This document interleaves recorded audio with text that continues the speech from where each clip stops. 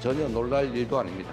이미 정해진 일이었기 때문에 이미 예상했던 일입니다.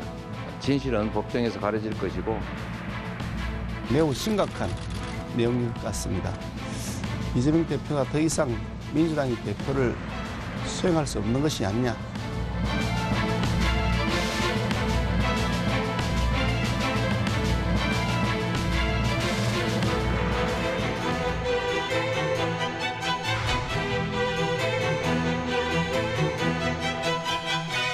친구 관계에서 서먹서먹한 일이 생기더라도 관계를 단절하지 않고 계속 만나 소통하고 얘기하면 오해가 풀리고 관계가 복원되듯이 한일 관계도 마찬가지입니다. 일본은 이미 수십 차례에 걸쳐 우리에게 과거사 문제에 대해 반성과 사과를 표한 바 있습니다.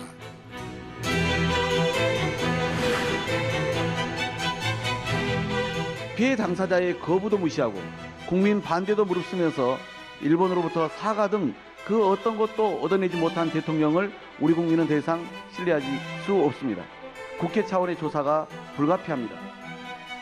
외교를 정쟁 삼아 국익을 팔아먹는 행태를 지속하며 지긋지긋한 이재명 방탄을 거듭한다면 국민들은 더불어민주당의 퇴출을 본격적으로 검토할 것입니다.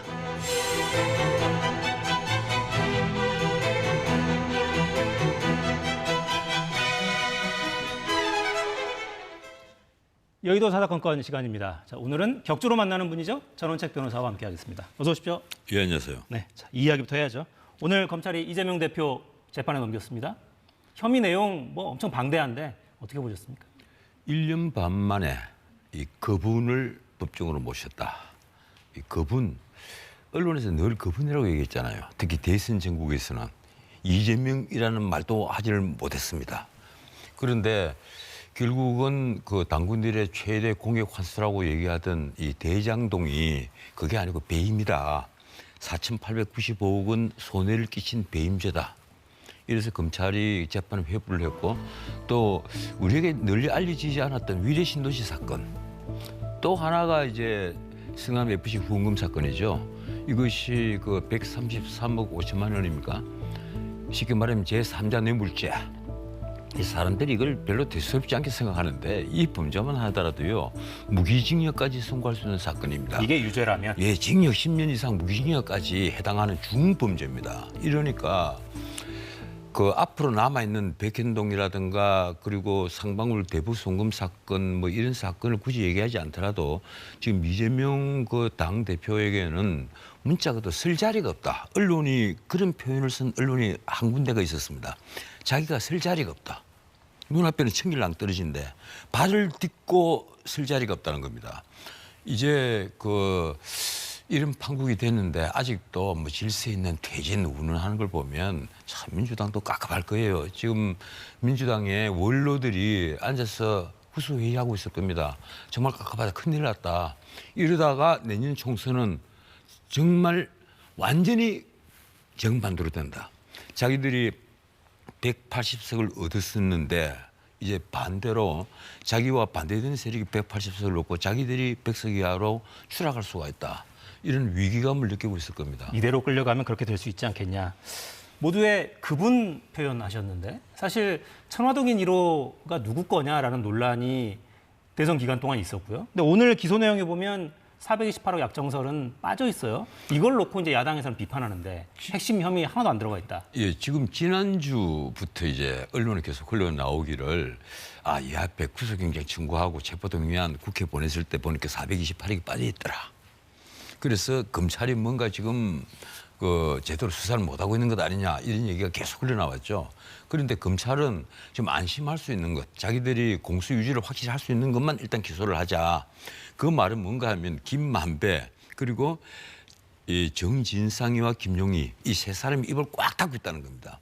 이 사람들은요 입을 열어서 얻는 이익이 없습니다. 특히 김만배의 경우에는 자신이 그 입을 열어서 가령 남욱이라든가 정영학처럼 뭐 양형에 나중에 배려를 받는다든가 이것도 거의 보이지 않는 겁니다. 이러니까 입을 꽉 닫고 있죠. 재판 전략상 부인할 수밖에 없다. 그런데 이 검찰 입장에서는 마지막으로 김만배를 그 조이기 시작을 한 것이 김만배가 감춰놓은 돈들 이걸 하나씩 찾아내거든요. 뭐 50억을 찾아내고 어디에 뭐 100몇십억을 찾아내고 이래서 계속 추가로 기소를 하고 한단 말이에요. 이러니 제가 보기로는 결국은 그 김만배, 정진상, 김용도 1심 재판에서 견디지를 못할 것이다. 왜 그런가 하면요. 이 게이트화가 되고 큰 사건일수록 증인들이 엄청나게 많습니다. 이 증인들이 입이 다 있는데 끝까지 자신들만 그 입을 꽉 닫고 있어서 모든 것이 감춰진다. 이렇게 생각할 수는 없을 거예요. 지금 이미 입을 열고 있는 가장 최측근이 바로 유동규. 그리고 그 이제 꾼들 중에서 정영학, 남욱이란 말이에요. 정영학과 남욱은 정영학 그 녹취록에서 그 있다시피 거기는 김만배의 대화도 많이 수록이 있어요. 이러니까 자기가 아무리 입을 닫고 있어도 한계가 있을 것이다. 문제는 그렇습니다. 천화동인 1호에 그 이제 전체 지분 중에 절반 그러니까 49.5%입니까? 그 중에 절반이 이재명 측 그분의 것이다. 이랬는데 그것이 700억인데 그 중에 공통 비용을 빼고 428억이라고 그 김만배가 정진상에게 통보를 했고 정진상은 그걸 이재명에게 얘기를 해서 승인을 받았다. 지금까지 검찰 쪽에서 흘러나온 얘기는 그랬단 말이에요. 그런데 검찰은 그걸 막상 공소장에는 적지를 못한 것입니다. 그래서 그 부분에 있어서 검찰이 앞으로 그 공판 과정에서 어떤 태도를 취하느냐. 이게 아마 국민 설득 작업 중에 일환이 될 겁니다. 검찰이 국민을 설득하는. 네. 자, 야당은 혐의 입증을 자신하더니 검찰이 핵심 혐의는 모두 다 빠졌고 이렇다 할 증거도 내놓지 못하고 있다. 이렇게 거세게 비판했고요. 자, 오늘 이재명 대표 발언을 듣고 이어가겠습니다. 시간을 지연하고 온갖 압수수색 쇼, 체포영장 쇼를 벌이면서 시간을 끌고 정치적으로 활용하다가 이제 그 정해진 답대로 기소한 것입니다. 지금 검찰의 사건 조작이 점입가경입니다. 검찰의 사건 조작이 점입가경이다라고 비판했고 검찰에서는 지방자치단체에서 벌어진 권력농단 사건을 수사한 것이다. 이 대표를 수사한 것이 아니라 성남시장 재직 중에 유착관계 이런 불법 행위를 수사한 것이다. 이렇게 오늘 기자들 만나 설명을 했고 검찰 관계자가. 자, 이재명 대표는 답정 기소다. 답이 정해져 있고 오늘 그냥 답안지를 낸 거다. 이거는 사건 조작이다 이렇게 주장하고 있어요. 이게 그 지방 권력의 사유와 한동훈 그 장관 표현은 그런데 솔직히 이 사건이 그렇게 어려운 사건이 아니에요. 이것이 워낙 방대하지만 어려운 사건이 아닌데 왜 이 사건이 1년 반이나 끌어서 비로소 그분을 기소를 했느냐. 솔직히 말해서 그분이 이재명 대표였고 야당의 대선 후보였기 때문에 그렇습니다. 그건 천하가 다 알고 있지 않습니까? 문제는 이것을 정치적으로 활용하고 시간을 끈 것은 문재인 시대의 검찰이에요. 이른바 사건을 뭉갰단 말이에요. 계속 뭉갰거든요. 서울중앙지검에서 계속해서 이 사건을 제대로 수사를 하지를 않았어요. 그러다가 한동훈 장관이 들어오고 나서 검찰 인사가 있고 작년 8월 달에 검찰 수사 라인이 새로 편성이 되면서 수사를 사실은 새롭게 하다시피 해서 그래서 이분이 그분을 비로소 기소를 한 겁니다. 이러니까 이재명 대표가 지금 이게 정치권에서 활용을 하고 그리고 시간을 끌고 쉽게 말하면 이걸 갖고 충분히 우리 야당을 압박을 하고 정치 탄압을 하다가 비로소 이제 기소한 거 아니냐. 이렇게 표현하는 것은 문자 그대로 견강부회한 표현입니다. 견강부회다. 예. 야당에서 하고 있는 비판 중에 이런 대목도 있어요. 검찰이 공소장 그리고 체포동의안을 낼 때 구속영장을 청구하는 과정에서도 보면 수사가 화려하지 실제로 증거가 잘 안 보이지 않느냐 이런 비판도 많이 합니다. 법조인이기도 하시니까 그 부분은 어떻게 보십니까? 이게요. 우리 그 법조계에 그 적어도 법을 파먹은 지 한 20, 30년 되는 분들 쫙 앉혀놓고 얘기를 하면요. 이건 굉장히 쉬운 사건입니다. 어려운 사건이 아니에요. 이 배임죄는 간단합니다. 쉽게 말하면 초과 이익 환수할 수 있는 조항을 누가 없앴느냐. 그래서 누가 성남시 손해를 끼쳤고 성남 시민에게 돌아갈 이익을 업자들에게 가도록 만들었느냐. 또 하나 당군들의 최대 공익 환수라고 계속 출장 얘기를 하지만은 결국은 서판교 터널이라든가 제1공단 공원화에 들어가는 것은 기부 체납할 돈입니다. 그리고 이런 기부 체납할 돈들은요. 아직까지 그걸 두고 공익 환수라고 표현한 지자체장은 없습니다. 그런데 이재명 시장은 처음부터 이 서판교 터널 이 참 재밌는 거예요. 여기에 대장동에 아파트를 만들면 당연히 서판교 터널을 만들어야 돼요. 그럼 이건 자기들이 이 기반 시설을 만들어서 기부 체납을 해야 되는데 여기 들어가는 돈조차도 지금 다 공익 환수를 한 것으로 이재명 시장은 포장을 했고 그 당군들이 최대 공익 환수라고 얘기를 했단 말이에요. 더 큰 문제는 이 서판교 터널을 계획하기 전에는 땅을 굉장히 헐값에 사들였습니다. 이 민관 합동 개발이라는 핑계로 땅을 공공 매수를 했는데 수용을 하면서 굉장히 값싸게 수용을 했단 말이에요. 그리고 이 민간 합동 개발 때문에 이건 분양가 상한제의 제한도 받지 않았어요. 그것도 피해간 거예요. 그래서 굉장히 비싸게 팔았어요. 그때는 팔 때는 자 서판교 터널이 뚫립니다. 그리고 여기가 굉장히 생활하기 너무너무 편한 땅이 됐습니다. 이렇게 또 국민에게 선전을 한 겁니다. 그래서 굉장히 사악해요. 이 전체 구조를 보면 굉장히 나쁘다 이겁니다. 이게 어떻게 그 지방자치단체 공공기관이 끼어들어서 공공이 민간업자와 결탁을 해가지고 이렇게 국민들에게 속이고 헐값에 사서 비싸게 팔아먹는 이런 처참한 짓을 했느냐. 예. 나는 그래서 이게 사악한 범죄라고 봐요. 이거 굉장히 쉬운 사건입니다. 이 사건이 절대 어려운 사건은 아니에요. 이게 만약에요. 제대로 된 특검이 임명이 됐으면 아마 이거보다 더 엄청난 배우를 찾아냈을지 모르겠습니다. 바로 그게 50억 클럽이거든요. 난 그래서 50억 클럽 이거 제대로 수사를 해야만 된다고 생각을 하는 겁니다. 알겠습니다. 이 뒷배 중에 이런 사악한 뒷배들이 없어요. 우리나라 고관대작을 지낸 자들 검찰총장을 지내고 특검을 지내고 그리고 대법관을 지낸 자들이 이런 업자들 꾼들이 배우가 돼가지고 한탕을 같이 해먹은 사건입니다. 그래서 이건요 그냥 단순히 이걸 이번에 이재명 당대표를 기소를 하고 넘어갈 사안도는 아니라고 봐요. 이번에 민주당이 특검 법안을 제안을 했는데 난 차지 잘 됐다 싶어요. 이게 50억 클럽 이거라도 제대로 수사를 하면 이 대장동 게이트의 전체가 다 밝혀집니다. 예. 자, 검찰도 50억 클럽 수사하겠다는 입장이고 정치권에서는 또 특검 이야기도 있죠. 흘러가는 걸 좀 보겠습니다. 자, 정치적인 이야기로 좀 넘어가죠. 여기 형사법정은 아니니까. 이재명 대표 두고 이 기소 이제 됐잖아요. 그다음에 대응 어떻게 할 거냐. 이걸 놓고 민주당 내홍 계속됩니다. 발언 듣고 이어가겠습니다. 부당한 억지 기소이고 정치 탄압의 일환이기 때문에 당 대표직을 거론할 사안이 아니라고 생각합니다. 대표직은 유지돼야 된다고 생각합니다. 이재명 대표에게 지금 가장 중요한 숙제는 당대표가 돼서 개인의 사법 문제를 해결하려고 한다. 네. 당을 동원해서 이 의혹 아닙니까? 인적 쇄신이든 노선의 변화든 행동의 변화든 발언의 변화든 변화가 필요한 거예요. 네, 친명계에서는 당대표직 거론할 사안도 아니다라고 일축하고 있고 비명계에서는 이거 뭔가 변화가 필요하지 않냐라는 이야기입니다. 당장 잠시 오후 5시에는 이제 당헌 관련해서 논의를 이제 하죠. 당무위가 열립니다. 당무위 의장은 원래는 당대표입니다만 오늘 당무위는 박홍근 원내대표가 주재할 텐데 이거 논의할 겁니다. 당헌 80조를 적용할 거냐 말 거냐.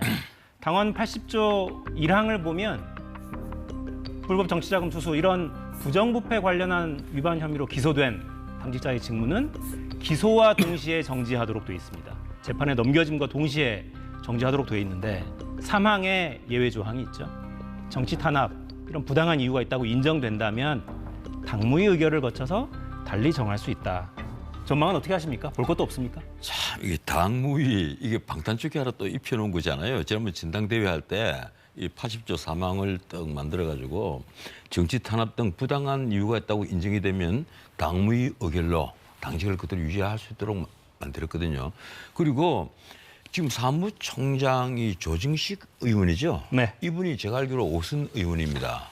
이 시흥의 5선 의원인데 정말 타선 의원이고 이 당의 중진이고 그리고 의회의 중진이에요. 우리 국회 중진입니다. 5선 의원 같으면. 그런데 이분이 지금 친민계 핵심이 돼가지고 이 이재명 당대표를 부재를 하겠다. 그런데 아마 국민의힘에서는 제발 좀 그렇게 해달라고 아마 기도를 하고 있을 겁니다. 제발 그렇게 해달라. 뭔가 하면 지금 공직선거법 위반 이게 100만 원 이상 선고만 받아도 당장 그 국회의원이 날아가고 그 첫 번째 방탄조끼가 벗겨지는 거예요. 날아가고 그리고 민주당은 와해의 위험성과 맞부딪힙니다. 434억 이 대선 자금을 반환해야 되거든요. 선거비용 보전받았던 거. 예.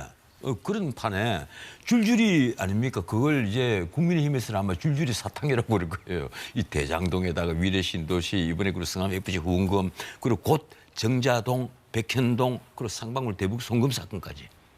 그러면 앞으로 이재명 시장은 뭐 당직을 그대로 갖고 있다 하더라도 일주일 내도록 재판받아 다녀야 돼요. 재판 준비하고 재판 받으러 다녀야 되고 옛날에 박근혜 대통령이 이른바 이 국정농단 사건 재판 때 일주일에 4번씩 재판을 받았습니다. 거의 밤 12시까지.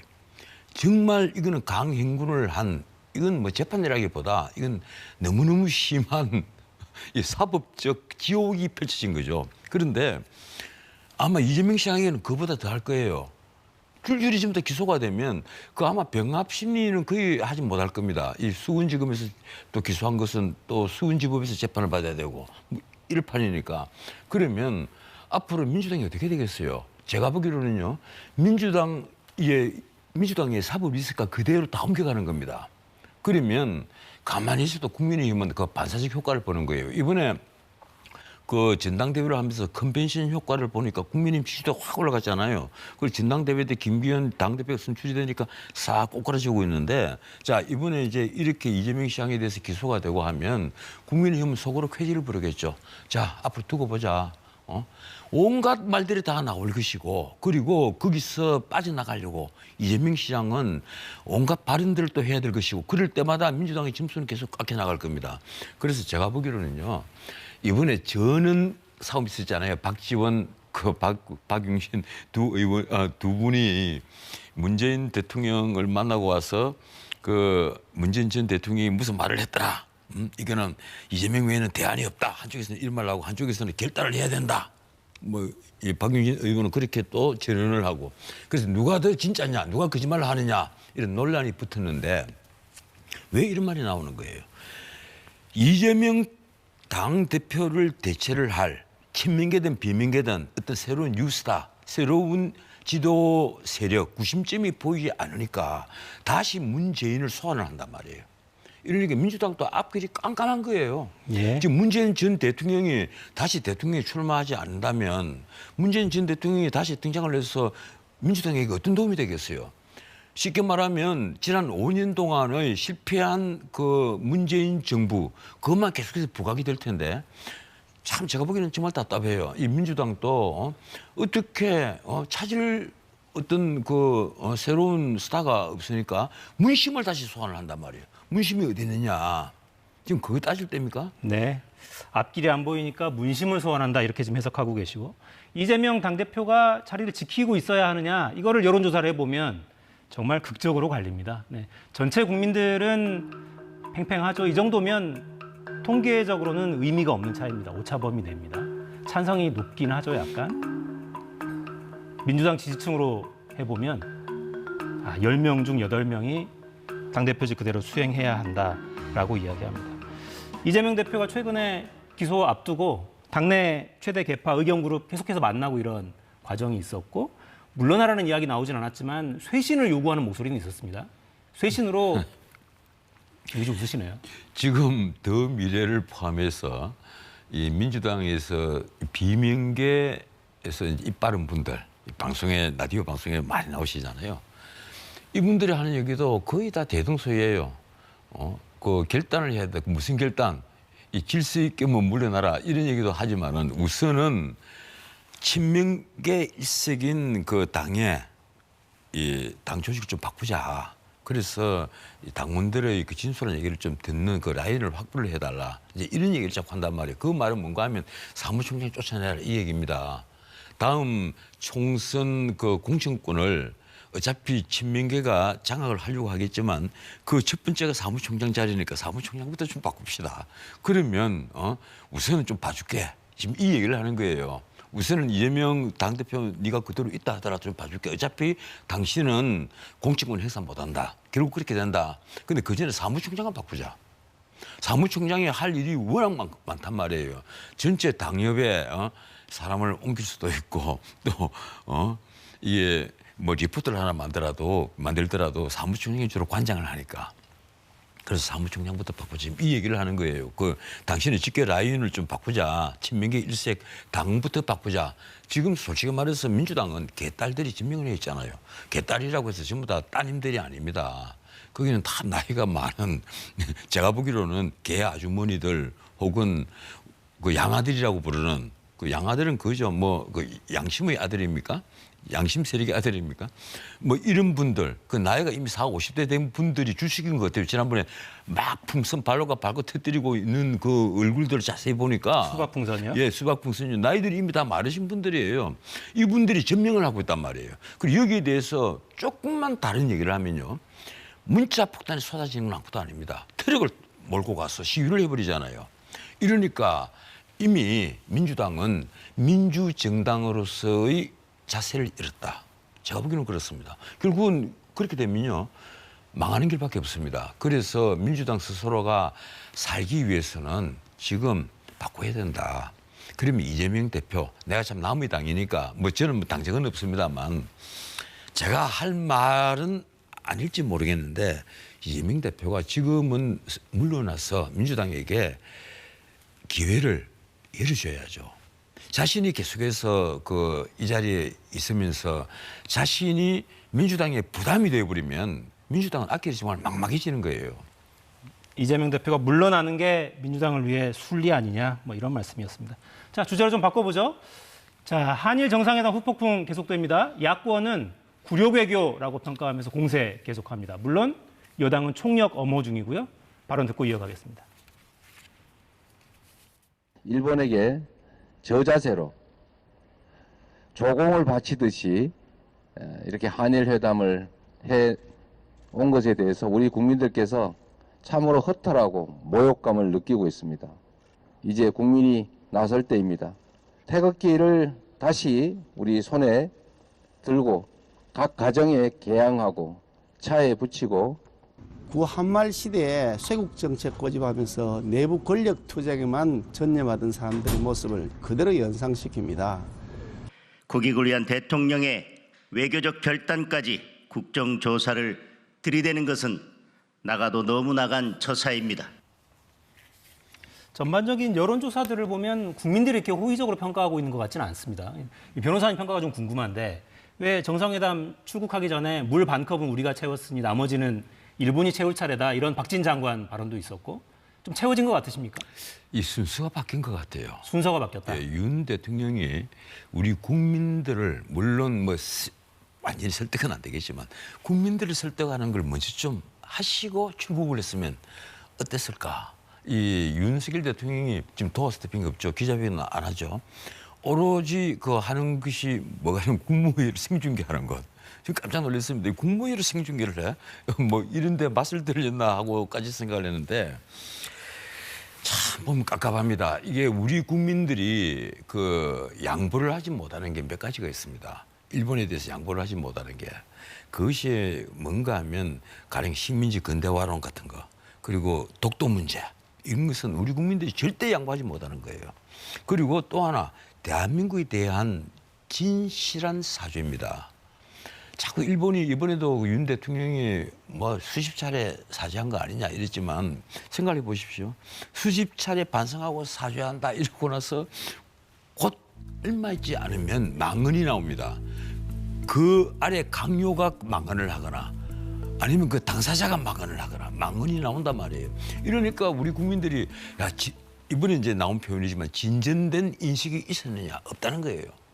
그게 독일과 일본이 완전 다른 점입니다. 그래서 내가 이번에 윤 대통령이 압니다. 윤 대통령이 왜 이렇게 결정을 하지도 알아요. 우리에게 특히 중요한 것은 한미일 안보 공조이고 북핵의 위협이고 그리고 전 세계가 지금 민주진영 대 반민주진영으로 나뉘어가지고 이렇게 경제 진정이 붙어가 있는데 그리고 이념 진정이 붙어가 있는데 여기에서 우리가 한일 관계가 삐걱거려서 한미일 안보 공조 자체가 삐걱거리고 결국 우리 민주 진영에 우리가 마치 발을 제대로 못 담그고 있는 것처럼 보이면 앞으로 우리 대미 외교에서 얻을 더 큰 이익도 놓치게 된다. 그래서 이 굴욕을 감수하고라도 이 굴욕을 참고 미래를 위해서 전진하자. 아마 윤 대통령은 모든 책임은 내가 지겠다. 나를 따르라. 뭐 옛날 광주 보병학교 딱 들어가면 나를 따르라 때가 있거든요. 아마 그런 그 지도자로서의 생각을 했을 겁니다. 나는 거기에는 그 박수를 치고 싶어요. 이 대통령으로서 비로소 자리를 찾아가는 것 같다. 잘 하신다.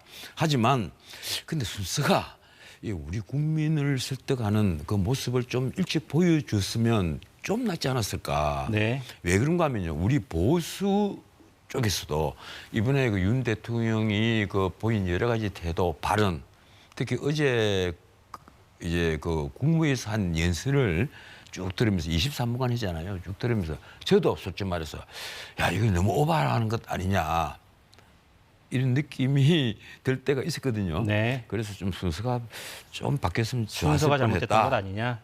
현장에서 이제 독도 위안부 합의 관련된 발언이 있었느냐 없었느냐. 이걸 놓고도 일본 쪽에서 흘러나오는 말하고 대통령실 발언이 완전히 다르고요.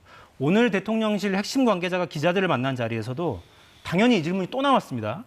독도 위안부 얘기 없었다는 거냐? 재차 질문이 나오니까 논의한 적이 없다는 입장에 변함이 없다. 논의라는 표현이 나왔어요. 기자들이 다시 질문합니다. 논의된 적이 없다.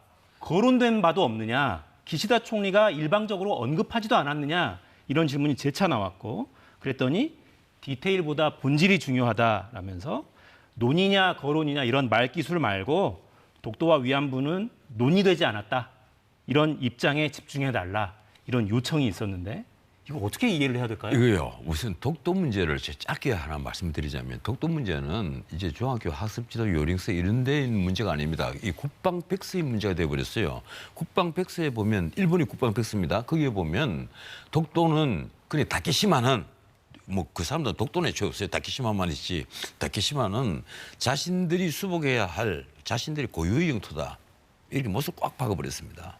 이 말은 뭔가 하면 앞으로 이 독도를 두고 한일 간에 전쟁이 벌어질 수도 있다는 걸 의미를 합니다. 수복해야 할 자신들이 고유 영토라고 얘기를 했는데요.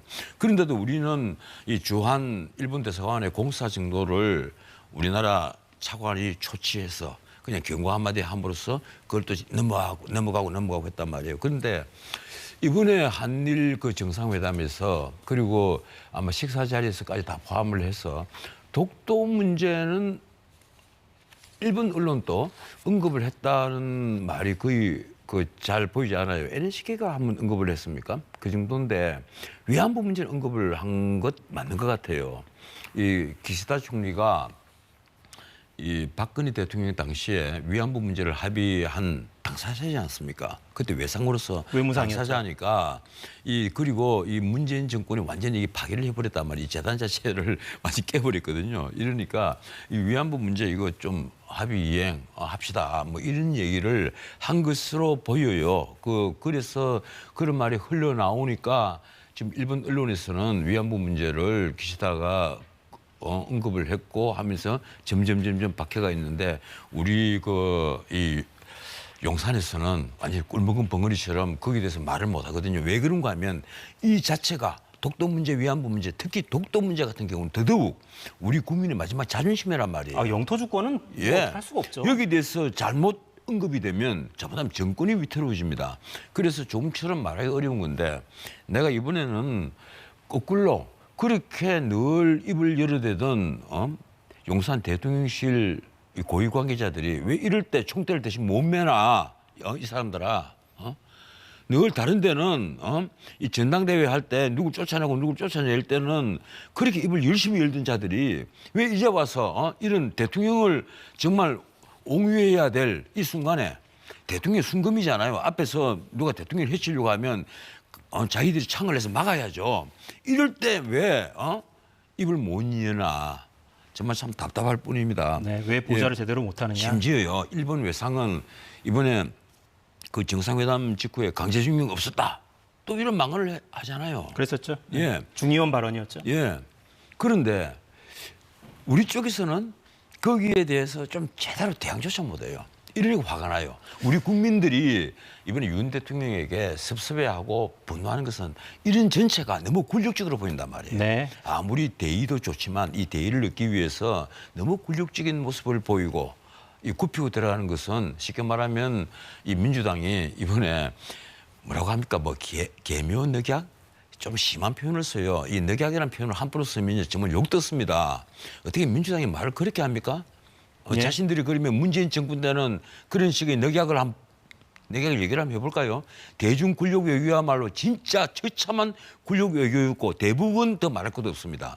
북한에게는 이거 완전히 뭐 권력이라고 해야 됩니까? 낯짝 엎드려서 기었다고 해야 됩니까? 네, 자, 현 정권 이야기로 넘어와서 과거로 자꾸 가면 또 이야기 길어지니까요.